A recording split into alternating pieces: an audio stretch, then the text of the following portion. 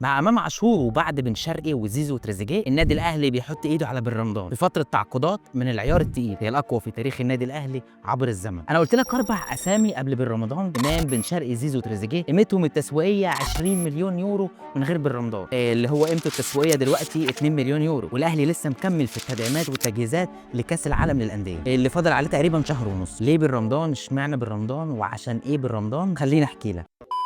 النادي الاهلي حاول ضم بن رمضان 3 مرات قبل كده، في 2022 و2023 و2024، والمره اللي في النص تحديدا كولر كان عنده اصرار رهيب قوي ان هو ياخد بن رمضان. لعيب قعد 5 سنين بيصنف ان هو من ضمن افضل 3 لعيبه خط وسط في افريقيا. بن رمضان كان بيصنف من افضل نص من قبل ما يعدي 20 سنه، من وهو عنده 19 سنه مثلا، وحاليا هو عنده 24 سنه، من ناشئين الترجي، ولعب فريق اول في ابريل 2018. 5 سنين في الترجي، واخد 5 دوري وكاس ودوري ابطال افريقيا. بن رمضان كان بيمثل 60% من قوه الترجي بدون مبالغه، وفي 2023 الترجي ما رضيش يبيعه للنادي الاهلي لحد ما عقده خلص. في الاخير راح ببلاش لفرانك فروزي المجري في يونيو 2023. والكلام اللي قلته واللي هقوله بعد تدوير وبحث كتير جدا عن اللاعب وتاثيره وشخصيته، مش مجرد معلومات عامه. هكلمك عن مميزاته وعيوبه وارقامه ورايي فيه.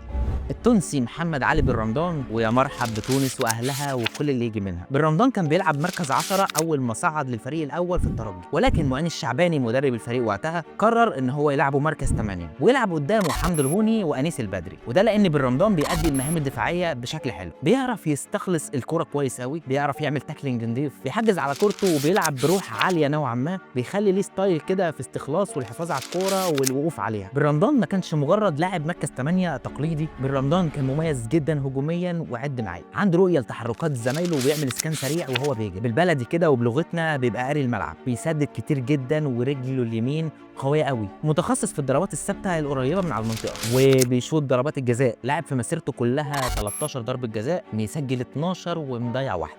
مجنون زياده عدديه، وفجاه تلاقيه جوه ال6 يارده مستني الكره الثانيه اللي هترد من الحارس او اللي هتخبط في العارضه وتجيله. والزياده اللي بيعملها دي بينت لنا ان هو مميز في ضربات الراس، ومسجل 4 اهداف براسه شكلهم حلو، وبيلعب الكره الطويله كويس سواء بالعرض او لقدام، وسواء على الارض او متعليه. لعب مع الترجي اجمالي 143 مباراه، سجل خلالهم 34 هدف وصنع 6 اهداف. وانا ما ركزتش مع الاحصائيات والارقام قد ما ركزت مع الفاعليه والتاثير بتاع اللاعب. بن رمضان حاليا كان بيقفل موسمين مع الفريق المجري فرانك فروزي، لعب 74 مباراه، سجل 8 وصنع 11 هدف، واخد معاهم الدوري المجري السنه اللي فاتت. من اهم عيوبه بقى ان هو اناني، او خلينا نقول ان هو طماع على المرمى، وده باين قوي من خلال مسيرته مع الترجي. لعيب مركز 8 مسجل 34 هدف، مجرد ما بيقرب من خط ال 18 اول خيار بيجي في دماغه هو التسديد. وزي ما قلت في مميزاته ان هو بيقف على الكوره وبيقرا الملعب، فده عيب في نفس الوقت لان هو بيتاخر 3 4 5 ثواني بتخليه تحت ضغط من اكتر من لاعب، وده ممكن يخليه يفقد الكوره. واللي بيخليني انا بفضل بن رمضان هي الخبرات.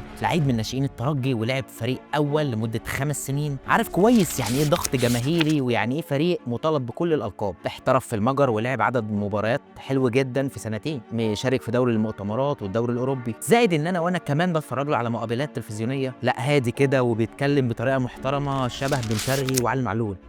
هل النادي الاهلي هيقف على كده وخلاص في الصفقات؟ ما اعتقدش، لان في مراكز عندنا فيها خلل وضعف واضح جدا، وكمان لسه مستنيين المدرب الاجنبي اللي هيمسك فريق قيمته التسويقيه هتعدي ال 40 مليون يورو. في النهايه بن رمضان ما هوش العصايه السحريه اللي لما نجيبها كل المشاكل هتتحل وهنكسب كل المباريات، ولكن الاهلي بيجمع قطعه ورا قطعه عشان يكون عنده سكواد اقرب للكمال من اي وقت تاني. بس كده، ده كان كل اللي عندي عن الصفقه وتفاصيلها. كان معاكم محمد اسماعيل، سلام.